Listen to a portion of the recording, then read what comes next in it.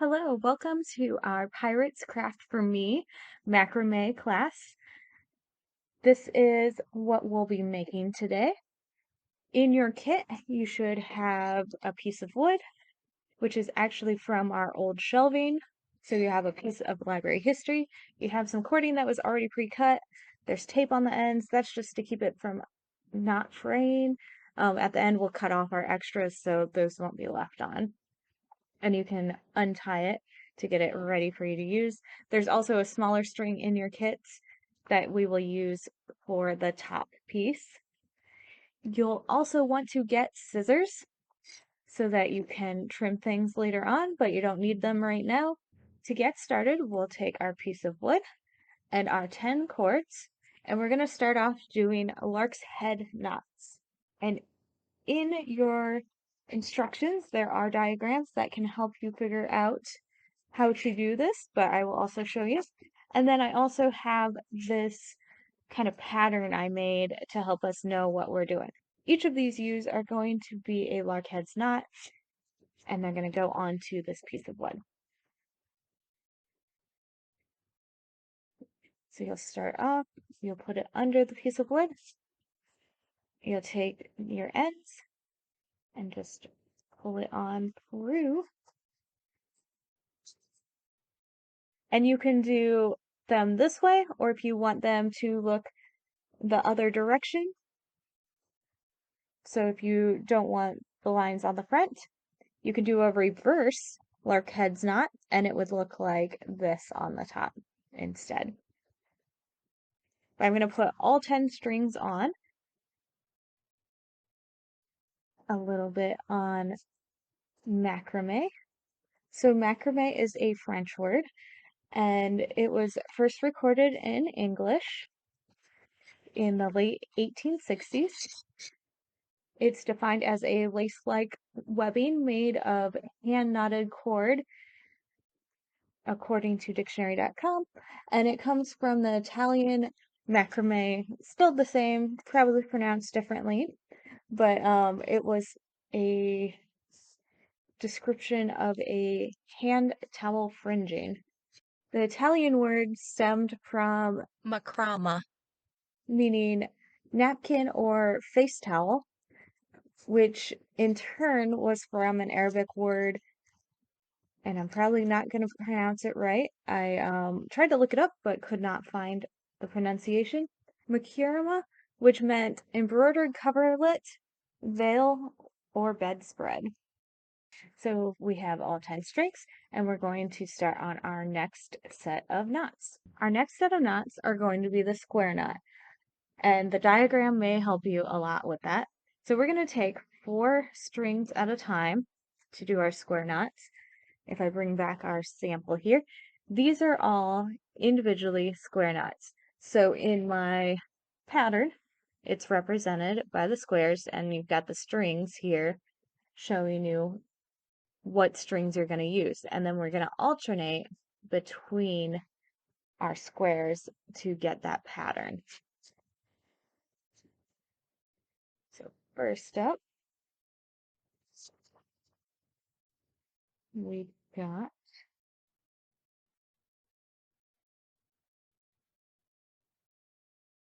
our square knot.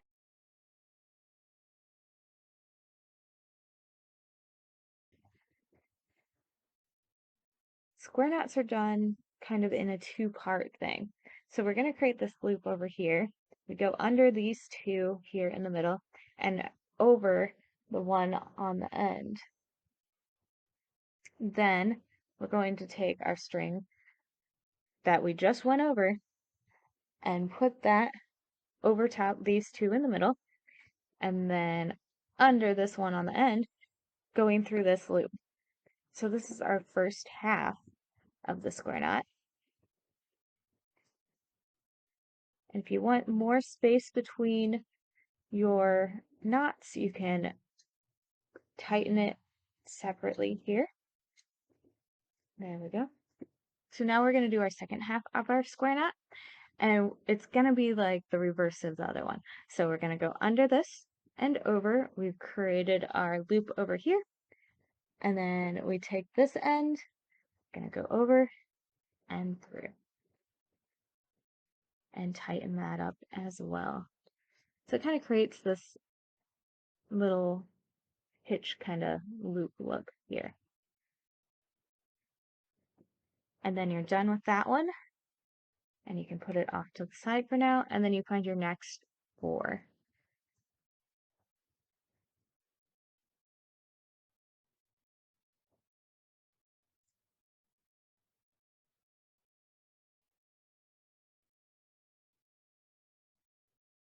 So first half a square knot under these, over this, create this loop here.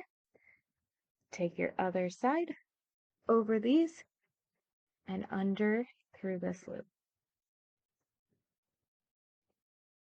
And tighten it up to where you want it, lining it up with our previous space.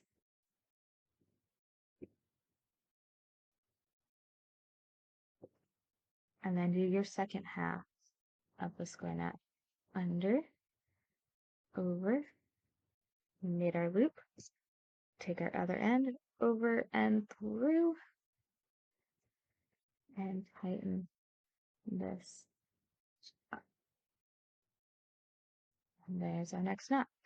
So I'm going to do a total of 1, 2, 3, 4, 5, because we have 10 strings. It makes 5 square knots across. You want to make sure that your lark head knots are about even on your end so you don't run out of string in the end, and you don't want them to get too tangled. You want to make sure they're nice and flat as well.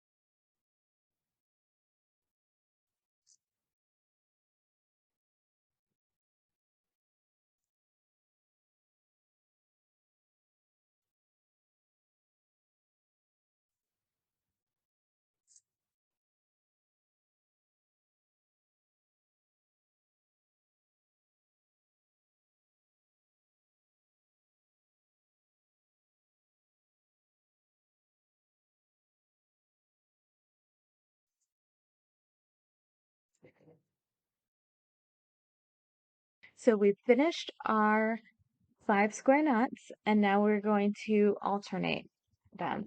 So what we're going to do here is we can look at this. We've done our 5, and then we're going to do 4 this time.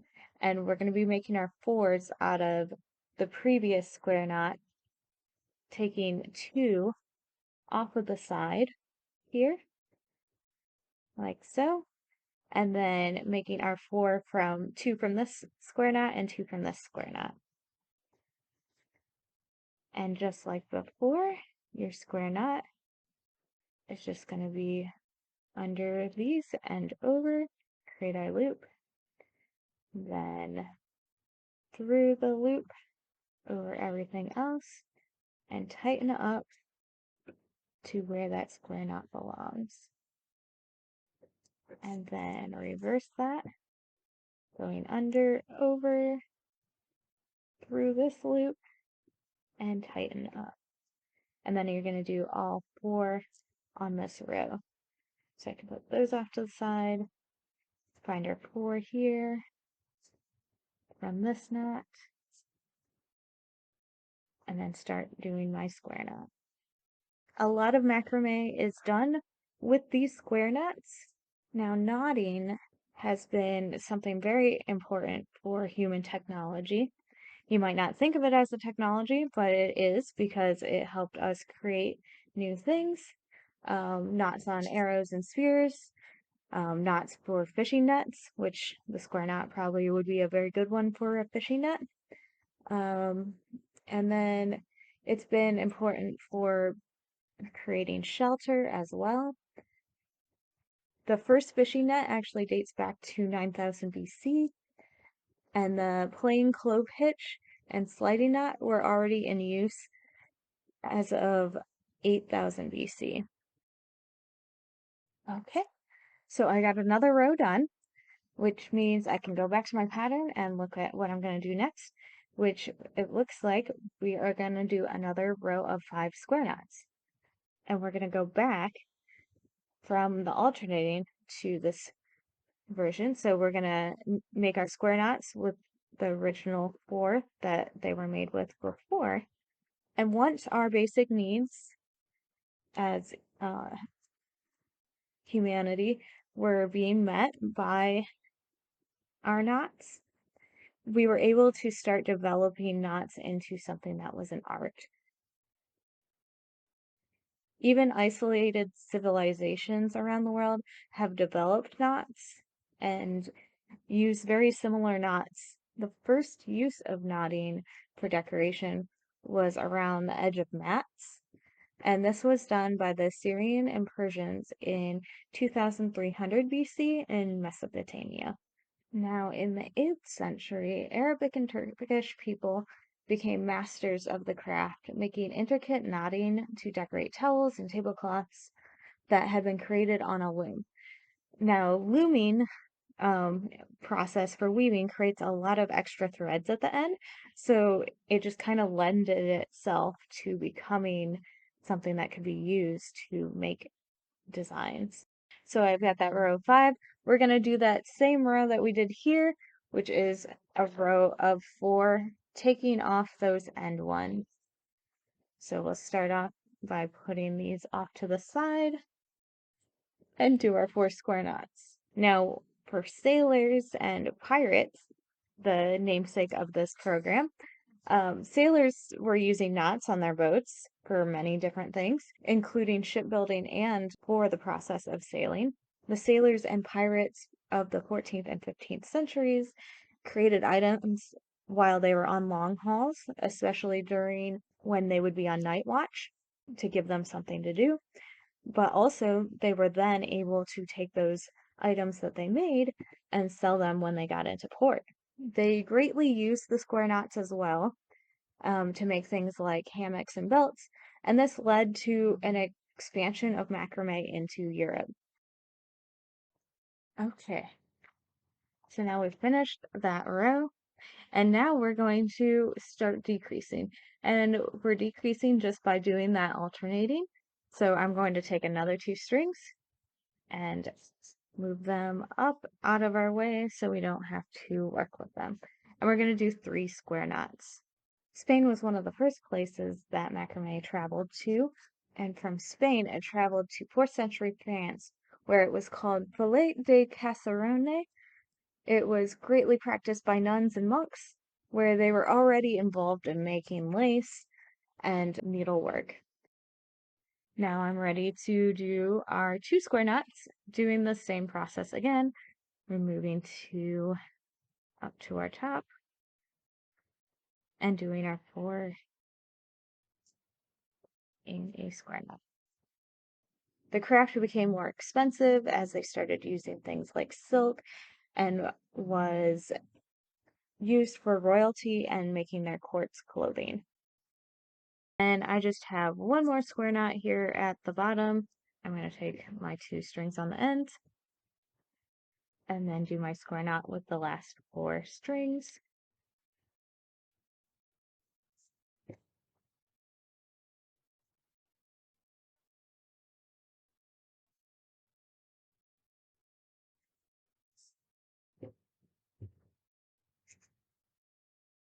And bring all these back because we'll be using them now.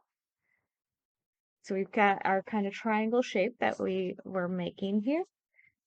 And now these little curlies that I have, it is a half double hitch. And this very first string that we use will actually go down all of these strings. And that will become the bottom one that we do here. And we're going to do 2 rows of this double half hitch. So I'm going to take and actually separate my 2 sides. And then I'm taking the string on the end and I'm bringing it all the way down here like that. And then each of these strings we're going to do our double half hitch with. So double half hitch is basically just going around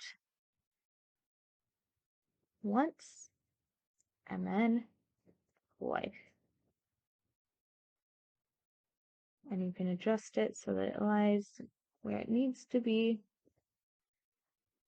So it's going to make these little loops here. I'm going to bring this down closer so you can see it more, like so. And then this string we're done with, this one's continuing on down this way, and we go to the next string. So around once, and around a second time.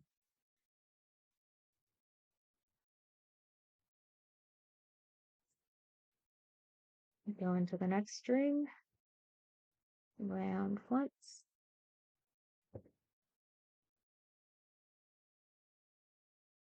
and round a second.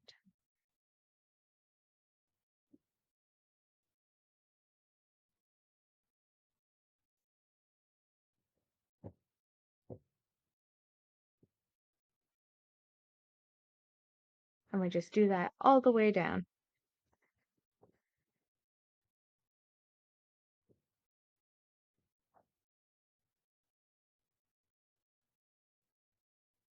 Now today, sailors still practice macrame, oftentimes using nylon rope to create lanyards. So like paracord bracelets, if you've seen those, that is also macrame. And even friendship bracelets are macrame.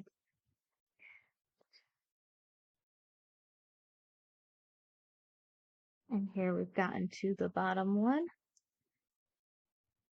We're going to end up doing a half double hitch on this side, but I'm going to do this side first and then work on that. So I'm going to leave this right here. We're going to make our line again. Make my strings a little more organized. There we go. And then you just do the same thing on this side. 1, 2.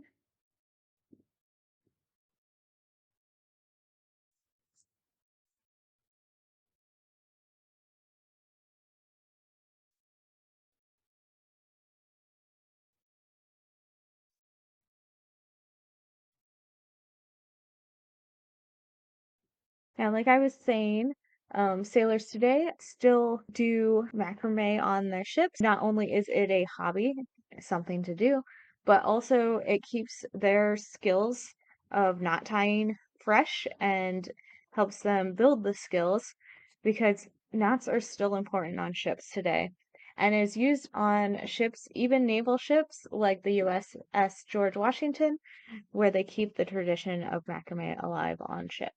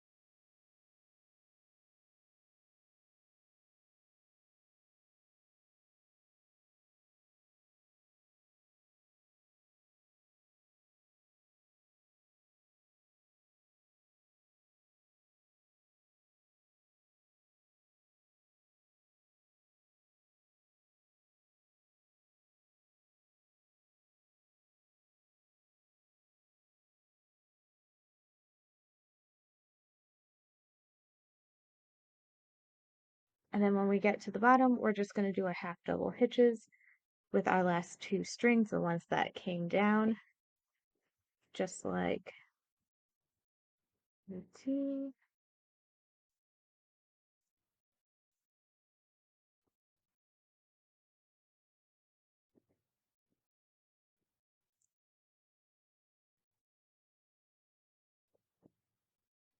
I made that really loose, so I might want to tighten that up a little bit.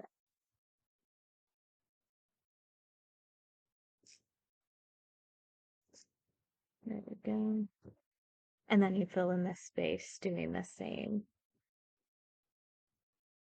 knot.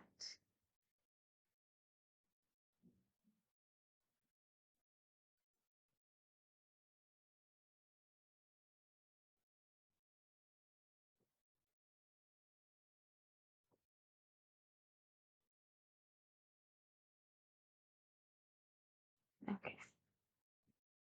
So then this is the point where you would need scissors. So you can trim these strings. You can do a couple of things with these. You could trim it like an angle, following the triangle kind of shape there, or you can trim it straight across to whichever ones are your shortest. You can use that as your length. And if you need a little more length, you can take off the tape on the ends. Additionally, your ends that you cut, you could take and brush them out to get a frayed look on the bottom as well. So you can choose how you want to trim those, but then you've got your shorter piece, and we're just going to take and put that on using an overhand knot. So overhand knots are just like your regular knots that you've been tying pretty much since you learned how to tie a knot. And then I'm going to double knot it to make sure that it holds. So you'll do one side,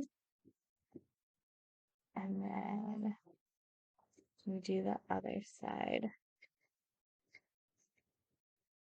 And you can hide the knot on the back, or you can have the knot visible. You can trim that string if you want, or you can leave it fringed out like that as well. And then you've got this on top that you can use to hang up your piece when it's ready. Good luck. And if you have any questions, you can always contact me, and that information will be in the description and also at the end of this video.